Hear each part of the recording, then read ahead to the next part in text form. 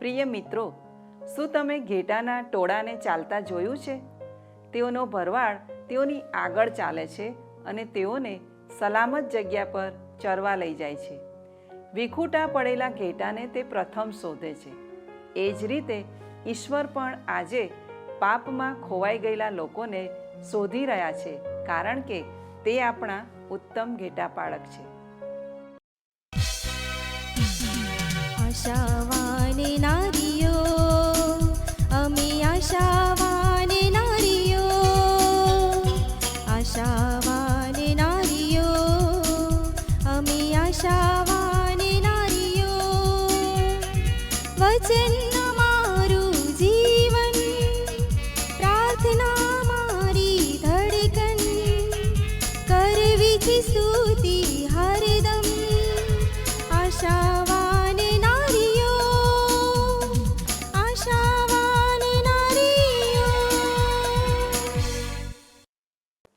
પ્રિય દર્શક મિત્રો, નમસ્કાર. આશાવાન સ્ત્રીઓ કાર્યક્રમના એક નવા એપિસોડમાં આપનું સ્વાગત છે. આ પ્રસારણમાં આપણે નિયમિત રીતે જુદા જુદા વિષયો પર વાર્તાલાપ કરીએ છીએ. આપ અમારો આ કાર્યક્રમ નિહાળો છો, તેથી અમને આનંદ થાય છે. આપ જાણો છો તેમ આ કાર્યક્રમ સંપૂર્ણ રીતે આપણા દેશની સ્ત્રીઓને સમર્પિત છે, જેથી સ્ત્રીઓના જીવનનો સર્વાંગી વિકાસ થાય. કેમ છો બહેનો? મને ખાતરી છે કે આજના અમારા વાર્તાલાપ મારફતે આપને નવી જાણકારી અને પ્રોત્સાહન પ્રાપ્ત થશે. જો આપને યાદ હોય તો ગયા સપ્તાહથી આ કાર્યક્રમમાં આપણે એક નવી શ્રેણીની શરૂઆત કરી હતી. તે છે ઈસુ ખ્રિસ્તે કરેલા દાવાઓ. ગયા સપ્તાહમાં આપણે શીખ્યા કે ઈસુ ખ્રિસ્ત ખરો દ્રાક્ષાવેલો છે અને આપણે તેની ડાળીઓ છીએ.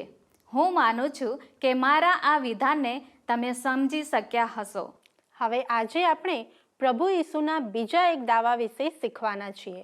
તેની નોંધ બાઇબલમાં યોહાન 10 અને 11માં કરવામાં આવી છે. અહીં ઈસુ કહે છે, હું ઉત્તમ ઘેટાપાળક છું. ઉત્તમ ઘેટાપાળક ઘેટાને સારું પોતાનો જીવ આપે છે. જો તમે બાળકો કે જુવાનોને પૂછશો કે જીવનમાં તમને શું બનવાનું ગમશે, ત્યારે કોઈ બાળક ભરવાડ બનવાનું નહીં કહે. તેની મને પૂરી ખાતરી છે. પણ ઈસુએ પોતાને ઉત્તમ ઘેટાપાળક અથવા ભલા ભરવાડ કહ્યા હતા. મિત્રો, શા માટે ઈસુએ એમ કહ્યું?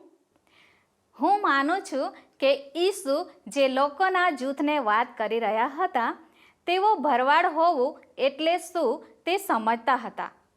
નગર બહાર રહેવું, ભટકતું જીવન ગુજારવું અને પોતાના ઘેટાના ટોળાની કાળજી રાખવી તે જ ભરવાડનું કામ છે. તેથી જ્યારે ઈસુએ પોતાની જાતને ભલા ભરવાડ કહ્યું, ત્યારે તેમનું સંભાળનારા જાણતા હતા કે તે શું કહેવા માગે છે. હા, તમારી વાત સાચી છે. જૂના કરારમાં હજકીએલનું પુસ્તક ભરવાડો અને ઘેટાઓ વિશેની પ્રબોધવાણીની નોંધ કરે છે. આ પ્રબોધવાણી એવા ભરવાડો વિશેની હતી કે જેઓ ઈશ્વરની પ્રજાના આગેવાનો હતા. તેમાં એ પણ જણાવ્યું છે કે ભવિષ્યમાં બીજો એક ભરવાડ આવશે. આ રસિક બાબત છે. હવે પછી આવનાર ભરવાડ તો મસીહ હતા, જેમની ઇઝરાયેલ પ્રજા રાહ જોતી હતી. તેથી જ્યારે ઈસુએ પોતાને ભલા ભરવાડ કહ્યા, ત્યારે તે ખરેખર મસીહ હોવાનો દાવો કરી રહ્યા હતા, જેમના વિશે શાસ્ત્રમાં અગાઉથી કહેવામાં આવ્યું હતું. અરે, આ તો મને અદ્ભુત લાગે છે. પણ રસપ્રદ બાબત તો એ છે કે ઈસુ આપણને ઘેટા સાથે સરખાવે છે. શરૂઆતમાં આ સરખામણી હું સ્વીકારી શકી નહોતી, પણ હવે ખરેખર હું માનું છું કે આપણે ઘેટાની સાથે વધુ સરખાપણું ધરાવીએ છીએ, અથવા આપણે ઘેટાના જેવા છીએ. શું આ બાબત અમને સમજાવશો? ચોક્કસ. ઘેટાને રક્ષકની જરૂર હોય છે. તેમના ભરવાડની દેખરેખથી દૂર જવું તે ઘેટાને માટે જોખમ ભરેલું હોય છે. તેઓ બીજા પશુઓ જેવા તીક્ષ્ણ પંજા કે ઝડપી પગલાંવાળા હોતા નથી. તેઓ નબળા અને અરક્ષિત હોય છે. જો તેઓ એકલા પડી જાય તો જંગલી પ્રાણીઓના હુમલાથી માર્યા જાય. તેથી ઘેટાને ચરાવનારની પણ જરૂર હોય છે. તેઓ પોતાની જાતે સ્વચ્છ પાણી કે પોષક ચારો મેળવી શકતા નથી. પોતાની કાળજી લેવા તેઓ જાતે મથે છે. શું તમે આ જાણો છો કે જો કોઈ ઘેટું ઠોકર ખાઈને પડી જાય તો તે પોતાની જાતે ઊભું પણ થઈ શકતું નથી. તેથી પોતાના ટૂંકા પગ જમીન પર હલાવતા તે મરી પણ જાય. ઘેટા ગંદા અને અનઆજ્ઞાંકિત હોય છે. પોતાની જાતે તે સ્વસ્થ થઈ શકતા નથી. ખોવાયેલા ઘેટાને ગમે તેટલી વાર પાછું લાવો પણ તે સહેલાઈથી ફરી ખોવાઈ જાય છે. તેઓ પોતાની ભૂલમાંથી પાઠ શીખતા નથી અને ખોવાઈ જાય છે. તેઓ સહેલાઈથી ડરી જાય છે અને મૂંઝાઈ જાય છે. તેઓ એકબીજાની પાછળ ચાલતા જોખમી ઊંચી ભેખડો પર કૂદકા મારતા ચડે છે. આપણે પણ ઘેટા જેવા જ છીએ. એવું શું તમને નથી લાગતું? તેથી જ બાઇબલમાં ઈશ્વરની પ્રજાને ઘેટા સાથે સરખાવવામાં આવી છે. ઈશ્વર આપણને ઘેટા કહે છે કારણ કે આપણે તેવા જ છીએ. આપણને ઈશ્વરની જરૂર પડે છે કારણ કે આપણને તેવા જ બનાવવામાં આવ્યા છે. આ તમે બહુ સાચી વાત કરી. જેમ ઘેટાને ભરવાડની જરૂર પડે તેમ આપણને ભલા ભરવાડની જરૂર પડે છે.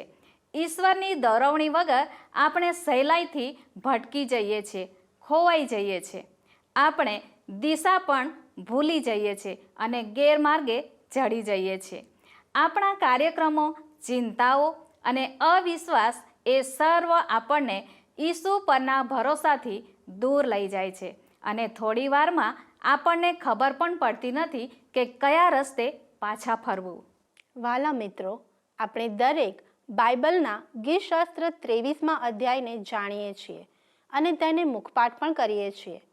બાઇબલના ગીતોમાં તે એક સૌથી પ્રખ્યાત ગીત છે. મારું પણ તે પ્રિય ગીત છે અને તમારું પણ હશે. ઈશ્વર વારંવાર આપણી સરખામણી ઘેટાની સાથે કરે છે કેમ કે તે આપણને એક ખૂબ જ મહત્વનું સત્ય જણાવવા માંગે છે કે આપણને જીવનમાં એક માર્ગદર્શકની જરૂર છે. દાઉદ રાજાએ ગીતશાસ્ત્ર 23માં લખ્યું છે તેમ, જે ખરો માર્ગ છે તેમાં દોરવા માટે આપણને ઈશ્વરની જરૂર છે. આપણું રક્ષણ કરવા આપણને લાકડી તથા છડીવાળા ભરવાડની જરૂર છે. યશાયા 53 અને 6માં લખ્યું છે, આપણે સર્વ ઘેટાની પેઠે ભટકી ગયા છીએ, દરેક પોતપોતાને માર્ગે વળી ગયો છે. એ જ રીતે માથી 9 અને 36માં જણાવે છે, અને લોકોને જોઈને તેને તેઓ પર દયા આવી, કેમ કે તેઓ પાળક વગરના ઘેટાના જેવા હતા. તે આપણને યાદ કરાવે છે કે આપણને જન્મથી જ ભરવાડની અથવા ઘેટા પાળકની જરૂરિયાત છે અને ઈસુ આપણા ભલા ભરવાડ બનવા સક્ષમ છે. કલ્પના કરો કે જો ઈસુએ પોતાને ભલા ભરવાડ સાબિત કરવાના હોય તો તેમના પરિચયમાં તમે શું કહેશો?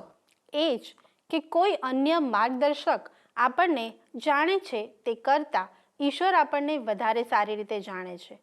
મિત્રો, વિશ્વના સર્વ દેશો કરતાં પેલેસ્ટાઇનમાં ઘેટા અને ભરવાડ વચ્ચેનો સંબંધ અલગ જ છે. તે તમે જાણતા હશો.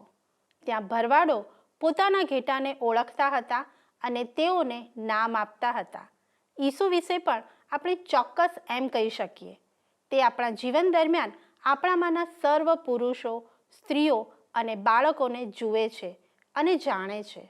દાઉદની સાથે ગીતશાસ્ત્ર 139 1-4 મુજબ આપણે સર્વ કહી શકીએ છીએ, હે યહોવા, તે મારી પરીક્ષા કરી છે અને તું મને ઓળખે છે. મારું બેસવું તથા ઉઠવું તું જાણે છે. તું મારો વિચાર વેગળેથી સમજે છે. મારું ચાલવું તથા સૂવું પણ તું તપાસી જુએ છે. તું મારા બધા માર્ગોનો માહિતગાર છે. કેમ કે હે યહોવા, તું મારી જીભની બધી વાતો પૂરેપૂરી જાણે છે. અને 13મી કલમ કહે છે, મારું અંતઃકરણ તે ઘડ્યું છે અને મારી માના પેટમાં તે મારી રચના કરી છે. એ જ રીતે 16મી કલમ કહે છે, મારો ગર્ભ તારી આંખોએ જોયો છે અને મારું એકે અંગ થયેલું ન હતું ત્યારે પણ તેઓ સર્વ તેમ તેઓના ઠરાવેલા સમયો તારા પુસ્તકમાં લખેલા હતા. કેટલા અદ્ભુત આ વચનો છે! તે સ્પષ્ટ કરે છે કે ઈસુ આપણા વિશે સઘળું જાણે છે. તે આપણા જીવનની દરેક પરિસ્થિતિને જાણે છે. આપણા અંતઃકરણમાંથી નીકળતો આપણો કોઈ પણ ઈરાદો, વિચાર કે શબ્દ ઈશ્વરની અવિરત નજર કે ધ્યાન બહાર રહી શકતો નથી.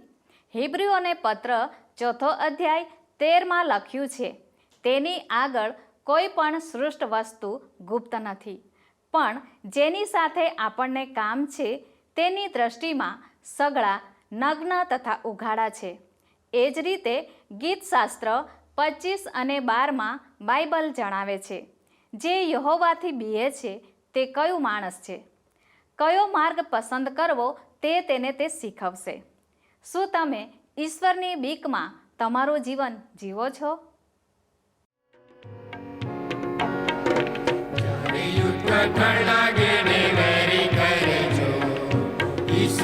જે આગેવાને અમને આગળ દો, જોખમ પાડી જગાઓમાં તને ચાલીશું, ચિંતા તજી તારી પાછળ ચાલીશું, પાછળ પાછળ તારી પાછળ ચાલીશું, સૌ જગ્યા જ્યાં ત્યાં પાછળ ચાલીશું, પાછળ પાછળ તારી પાછળ ચાલીશું, જ્યાં જ્યાં દોરી લેશે પાછળ ચાલનાર છું. પ્રિય દર્શકો, આપ નિહાળી રહ્યા છો કાર્યક્રમ આશાવાન સ્ત્રીઓ. આજે આપણે શીખી રહ્યા છીએ કે ઈસુ આપણા માટે ભલા ભરવાડ છે. ઈસુના પરિચયનું બીજું એક સત્ય જે તેમને આપણા ભલા ભરવાડ બનવા લાયક બનાવે છે તે એ છે કે તે એકલા જ આપણને જાણતા નથી, પણ આપણે પણ તેમને ઓળખીએ છીએ. જ્યારે તે વાતચીત કરે છે ત્યારે આપણે તેમને ઓળખીએ છીએ. ઘેટા માટે પણ આવી જ બાબત છે. ઘેટા બહુ હોશિયાર ના હોય, પણ તેઓ પોતાના ખરા ભરવાડને ઓળખે છે. જ્યારે તે બોલાવે ત્યારે તેઓ તેની પાછળ પાછળ જાય છે. પ્રભુ ઈસુના સમયના ભરવાડો આ જ રીતે ઘેટા પર પોતાની માલિકી સાબિત કરતા હતા. તેઓને કોઈ છાપ કે ચિહ્નો ન હતા. દરેક ભરવાડની પાસે પોતાના ઘેટાને બોલાવવા માટેનો પોતાનો એક વિશેષ અવાજ હતો. ઘેટા તે ફક્ત પોતાના ભરવાડના અવાજને જ પ્રત્યુત્તર આપતા હતા. બીજો એક ગુણ એ ઈસુને આપણા ભલા ભરવાડ બનવા યોગ્ય ઠરાવે છે. તે એ છે કે તેમણે પોતાના ઘેટા માટે પોતાનું જીવન આપી દીધું. ઈસુના સમયની એવી ઘણી વાર્તાઓ છે કે જેમાં ભરવાડો પોતાના ટોળાને વરુઓ કે સિંહો કે ચોરોથી બચાવવાના પ્રયત્નોમાં માર્યા ગયા હોય.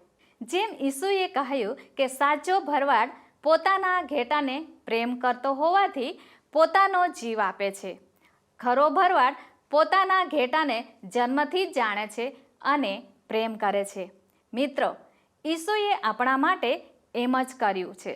મારી બહેનો, ઈસુના સમયમાં ઘેટાઓને મંદિરમાં અર્પણ કરવામાં આવતા હતા, પણ ભલા ભરવાડ ઈસુએ તો પોતાના ઘેટાને માટે પોતાનું જ અર્પણ કરી દીધું. તમારા અને મારા માટે તેમણે રાજી ખુશીથી પોતાનો પ્રાણ આપ્યો. પૃથ્વી પર તેમના આવવાનો આ જ મુખ્ય હેતુ હતો. આપણે ભૂલા પડેલા ઘેટા જેવા છીએ, તેથી ઈસુ આ પૃથ્વી પર આપણા ભલા ભરવાડ બનીને આપણને શોધવા માટે આવ્યા. ભરવાડ પોતાની લાકડી અને છડી જેવા ભૌતિક હથિયારો પોતાના ઘેટાના રક્ષણ અને દોરવણી માટે વાપરે છે, તેમ ઈશ્વર પણ આપણને દોરવા અને આપણું રક્ષણ કરવા ઈચ્છે છે. ઈશ્વર આપણા જીવનોમાં ખરેખર આવું કરવા માંગે છે. વાલી બહેનો, ઈસુ આપણા પર દયા રાખે છે, કેમ કે તે જાણે છે કે આપણે તેમના વગર લાચાર છીએ. તે આપણને નીચે પડવા દેતા નથી, પણ ઉપર ઉઠાવે છે. જો આપણે ભલા ભરવાડ એટલે ઈસુને અનુસરીએ તો તે આપણને સાચી દિશામાં દોરશે. ભરવાડ હંમેશા આગળ ચાલે છે, તેમજ ઈશ્વર પણ આગળ ચાલીને આપણને દોરે છે. ઈસુ આપણને જીવન દરમિયાન એકલા મૂકી દેતા નથી. યોહાન 10:4 લખ્યું છે, જ્યારે તે પોતાના સર્વ ઘેટાને બહાર કાઢે છે ત્યારે તે તેઓની આગળ ચાલે છે અને ઘેટા તેની પાછળ પાછળ ચાલે છે, કેમ કે તેઓ તેનો સાદ ઓળખે છે. પ્રિય મિત્ર, જો આપણે ગૂંચવાઈ જઈશું કે ભટકી જઈશું તો ઈસુ આપણને શોધી કાઢશે અને પાછા લાવશે. આ વાત બહુ ખાતરીદાયક છે. જ્યારે ઈશ્વરથી આપણે ભટકી ગયા હોઈએ ત્યારે તે આપણને શિક્ષા કરતા નથી પણ કાબૂમાં રાખે છે. જો ભરવાડના કોઈ ઘેટાને ભટકી જવાની ટેવ પડી ગઈ હોય ત્યારે તે કોઈક વાર ઘેટાના પગને બાંધી દે છે જેથી તે આમ તેમ નાસી ના જાય. માથી 18:12 અને 13 જણાવે છે, જો કોઈ માણસની પાસે 100 ઘેટા હોય ને તેમાંથી એક ભૂલું પડે તો શું 99ને મૂકીને તે ભૂલા પડેલાને શોધવા તે પહાડ પર જતો નથી? અને જો તે તેને જડે તો હું તમને ખચિત કહું છું કે જે 99 ભૂલા પડેલા ન હતા તેઓના કરતાં તેને લીધે તે વધતો હરખાય છે. વાલા મિત્રો, જો આપણે નિષ્ફળ જઈએ કે પડી જઈએ તો ઈસુ આપણને છોડાવશે અને પુનઃસ્થાપનાના માર્ગ પર લાવશે. સર્વ ઘેટાની જેમ આપણે ફક્ત ભટકી જતા નથી, પણ ઠોકર ખાઈએ, ભૂલો કરીએ અને મુશ્કેલી ઊભી કરીએ છીએ.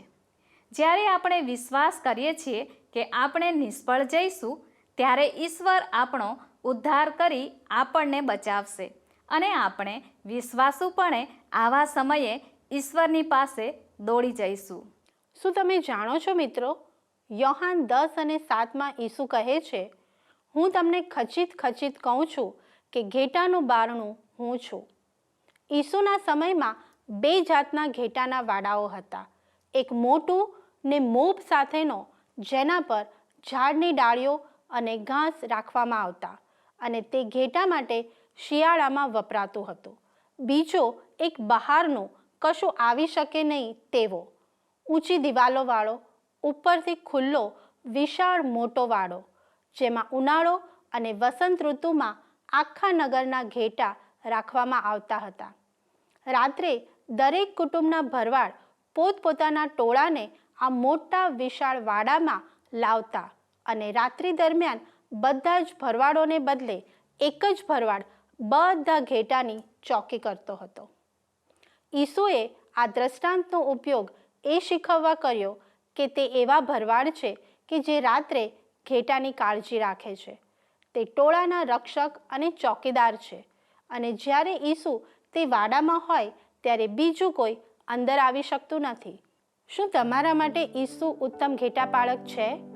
શું તમે ઈસુના રક્ષણમાં સલામત છો? આવો આપણે પ્રાર્થના કરીએ. પ્રેમાળ ઈસુ, તમે અમારા ભલા ભરવાડ છો અને તમારા ઘેટા તરીકે તમે અમને સાચવો છો તે માટે તમારો આભાર માનીએ છીએ. અમને તમારી પાછળ ચાલવા અને તમારો સાથ સાંભળવા મદદ કરો. અમને તમારા વાડામાં સલામત રાખો જેથી કોઈ દુશ્મન અમારા જીવનમાં પ્રવેશ કરે નહીં. ઈસુના નામમાં માંગુ છું, આમેન. મિત્ર, આ સમયે મને વર્ષો પહેલાં વાંચેલી એક વાર્તા યાદ આવે છે. એક સમયે એક નાના ગામમાં એક ભરવાડ પોતાના કુટુંબ સાથે રહેતો હતો. તેની પાસે સુંદર સફેદ ઘેટાનું ટોળું હતું. દર સવારે તે તેમને ખેતરોમાં ઘાસ ચરવા લઈ જતો. તેઓ ચરી લે પછી તે ભરવાડ તેઓને એક એક કરીને ગણતરી કરતો અને પાછા ઘરે લઈ આવતો. ઘણીવાર ઘેટા ચરતા હોય ત્યારે તે ભરવાડ એક ખૂણામાં બેસીને ઝોકા પણ ખાઈ લેતો. એક દિવસે ભરવાડે એક મોટા ભટકતા વરુને ખેતરમાં જોયું અને તેને લાગ્યું કે તે તેના ઘેટા તરફ તાકી રહ્યું હતું. તેને ખૂબ ચિંતા થઈ અને તે ચેતી ગયો. જો કે તે વરુ દૂર ઊભું હતું અને તેણે ઘેટા નજીક આવવા પ્રયત્નો કર્યો નહીં. ઘેટા પાળકે જોખમ લીધું નહીં. તે વરુની સામે રક્ષક તરીકે ખૂબ કાળજીથી ઊભો રહ્યો અને તેની હિલચાલનું નિરીક્ષણ ખૂબ કાળજીથી કરવા લાગ્યો. આમ થોડા દિવસો સુધી બનતું રહ્યું અને વરુ કશું કરી શક્યું નહીં. જ્યારે ભરવાડ પોતાના ઘેટાને ચરાવીને ઘરે પાછો જતો ત્યારે તે વરુ ચૂપચાપ દૂરથી તેઓની પાછળ જતું હતું.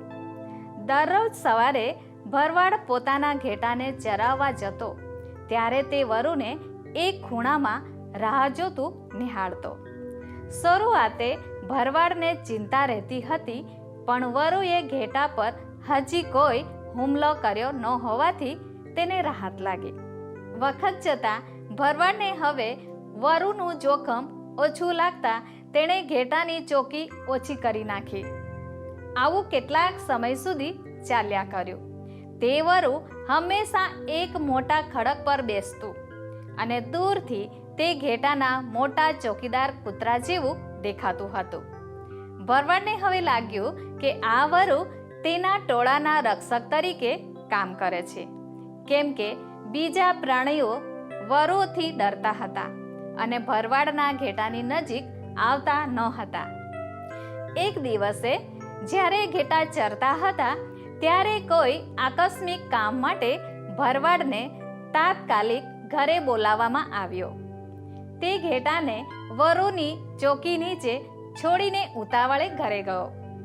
જ્યારે તે પાછો આવ્યો ત્યારે તેને જોઈને મોટો આઘાત લાગ્યો કે તેના ફક્ત થોડા જ ઘેટા મેદાનમાં ચરતા હતા, પણ બાકીના દેખાતા ન હતા. પછી તેણે આજુબાજુ જોયું તો તેણે દરેક જગ્યાએ ઘેટાના મૃતદેહ જોવા મળ્યા. તેને ભાન થયું કે પેલા વરુએ તેના મોટા ભાગના ઘેટાને ખાઈ નાખ્યા હતા. તે ભરવાડ ધીમેથી નીચે બેસી પડ્યો. તે ભારે દુઃખથી બોલ્યો, મને યોગ્ય જ થયું છે, બરાબર જ થયું છે. અને તેણે પોતાના ઘેટાના ટોળા માટે વરુ પર ભરોસો રાખવા માટે પોતાની જાતને દોષિત ઠરાવ્યો. તેથી જ મિત્રો, બાઇબલ આપણને ચેતવણી આપતા માતથી 7 અને 15 કહે છે, જે જૂઠા ઉપદેશકો ઘેટાને વેચે તમારી પાસે આવે છે, પણ માહે ફાડી ખાનારા વરુના જેવા છે. તેઓ સંબંધી સાવધાન રહો. ઈશ્વર જે આપણા ભલા ભરવાડ છે તે આપણી નબળાઈઓ જાણે છે. તેથી તે આપણને સતત યાદ કરાવે છે કે આપણે ફક્ત તેમનો જ અવાજ સાંભળવાનો છે. યહોવા મારો પાળક છે, તેથી મને કશી ખોટ પડશે નહીં. યહોવા મારો પાળક છે, તેથી મને કશી ખોટ પડશે નહીં. તે લીલા બીડમાં સુવાડે છે, શાંત પાણીની પાસે દોરી જાય છે. તે લીલા બીડમાં સુવાડે છે, શાંત પાણીની પાસે દોરી જાય છે. યહોવા મારો પાળક છે, તેથી મને કશી ખોટ પડશે નહીં.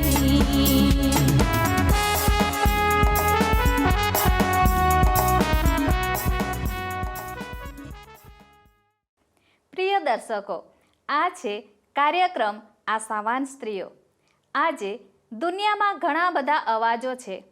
કેટલાક આપણને શાસ્ત્રમાંના પ્રભુ તરફ દોરશે, જ્યારે બીજા, જેમ અરણ્યમાં શેતાને ઈસુનું પરીક્ષણ કર્યું હતું, તેમ ઈશ્વરના વચનથી આપણને દૂર લઈ જાય છે. ઘેટા તરીકે આપણી જવાબદારી છે કે આપણે હંમેશા ભલો ભરવાડ ઈસુ શું કહે છે તે સાંભળીએ.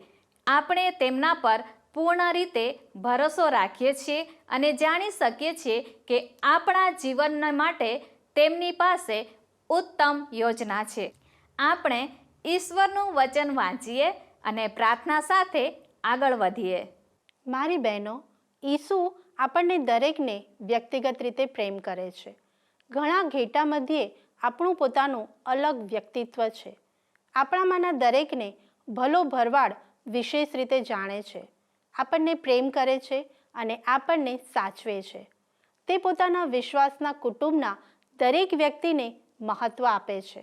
આપણે એવા સમાજમાં રહીએ છીએ જ્યાં સંખ્યાનું મહત્ત્વ છે. મોટાભાગે લોકોને ફક્ત ટોળામાંના કે સામાજિક માધ્યમ પરના ચહેરા તરીકે જોવાય છે, જ્યારે આપણે ઈસુને આપણા ભલા ભરવાડ તરીકે સ્વીકારી લઈએ છીએ ત્યારે આપણે યાદ રાખીએ કે તે સાચે જ આપણી વ્યક્તિગત કાળજી રાખે છે. જેમ ભરવાડ પોતાના ઘેટાને નામ દઈને બોલાવે છે, તેમજ આપણા ઈશ્વર આપણને દરેકને નામથી ઓળખાવે છે, આપણા વિશે વિચારે છે અને આપણી સાથે સંગત ઝંખે છે. ઈશ્વરનો પ્રેમ તો સાચે જ અજાયબ છે. હા મિત્રો, આપણા ભલા ભરવાડ રોજ આપણને દોરે છે. તે આપણી જરૂરિયાત પૂરી પાડે છે અને આપણી સાથે ચાલે છે. તે આપણને ઉત્તમ માર્ગ બતાવે છે. ગીતશાસ્ત્ર 23:2-3 કહે છે, તે લીલા બીડમાં મને સુવાડે છે, તે શાંત પાણીની પાસે મને દોરી જાય છે, તે મારા આત્માને તાજો કરે છે. પોતાના નામની ખાતર તે મને ન્યાયીપણાને માર્ગે ચલાવે છે. ઈસુ તેમના મહેમાને માટે આપણને ઉત્તમ માર્ગો પર દોરે છે. તે તો આશીર્વાદનો માર્ગ અને આપણા ઉદ્ધારનાર સાથે નિકટતાથી ચાલવાની મુસાફરી છે. વિશ્વાસના સાંકડા માર્ગ પર ચાલવું અને ઈશ્વરની સાથે ચાલવું તે એક મોટો પડકાર છે. પણ આપણા ભલા ભરવાડ આપણને દોરવા માટે હંમેશા હાજર હોય છે. જ્યારે પ્રશ્ન આવે અથવા જીવનમાં આપણને કોઈ માર્ગ ના દેખાય ત્યારે આપણે ખાતરીથી પ્રાર્થના કરી શકીએ છીએ કે જે માર્ગમાં આપણે ચાલવું જોઈએ તેમાં ઈશ્વર આપણને દોરવણી આપે.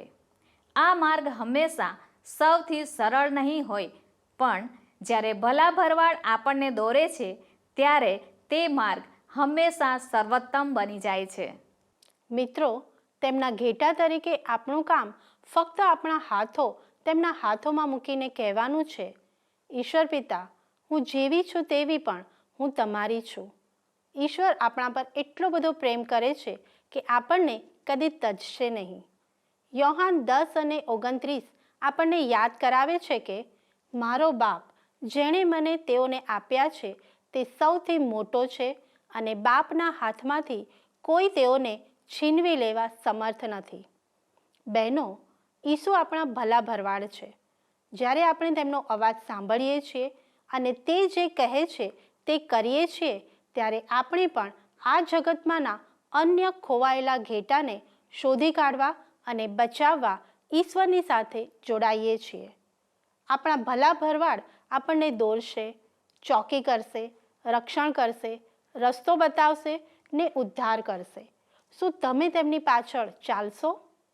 પ્રિય મિત્રો, અમારો સમય અહીં પૂરો થાય છે. આ કાર્યક્રમ વિશે આપના પ્રતિભાવો અમને આ સરનામા પર મોકલી શકો છો.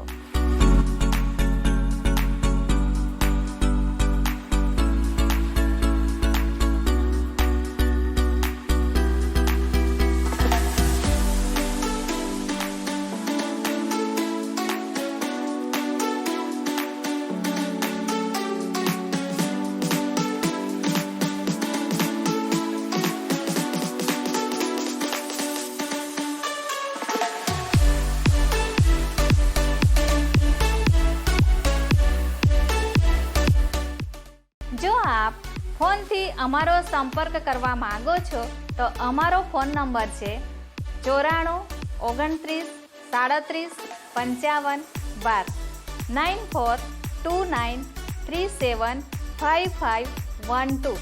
આ નંબર ઉપર આપ અમને SMS અથવા વોટ્સએપ પણ કરી શકો છો. ઈશ્વર આપને આશીષ આપે. ધન્યવાદ. શું તમને આ કાર્યક્રમ ગમ્યો? અત્યારે જ અમને મિસ કોલ કરો.